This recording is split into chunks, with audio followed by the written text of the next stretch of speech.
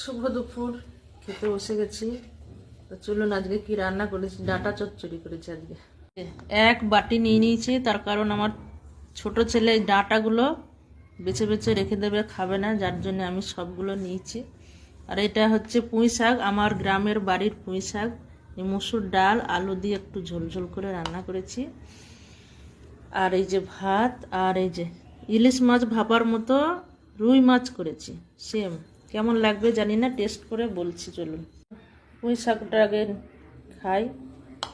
এটা তো আমার ভালো লাগবেই, তার কারণ এটা আমার গ্রামের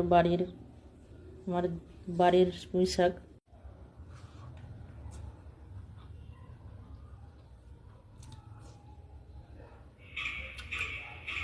গ্রামের জিনিস, আর এটা চাষের নয়, আমার বাড়িতে লাগানো হয়েছিল। আমার বাড়ির উঠানে, ওখানে জায়গা আছে উঠানে, সেই উঠানে হয়েছিল। কোনো সার নেই, জোর নেই, একদম পুরো সলিড, দারুণ টেস্ট। গ্রাম থেকে যা শাক নিয়ে এসেছিল, সবজি নিয়ে এসেছিল, আজকে শেষ হয়ে গেল। এবার মাছটা একটু টেস্ট করে বলি, কেন এরকম ধরনের মাছ আজ প্রথমবার রান্না করলাম। ভাপা মানে রুই মাছ ভাপা প্রথমবার করলাম, দেখি। ও মা, একদম ইলিশ মাছের মতো গন্ধ। কেন? সর্ষে পোস্তর জন্য সেম গন্ধ হচ্ছে, একদম ইলিশ মাছ যেমন গন্ধ ওঠে সেই রকম গন্ধ। দারুণ লাগছে কিন্তু।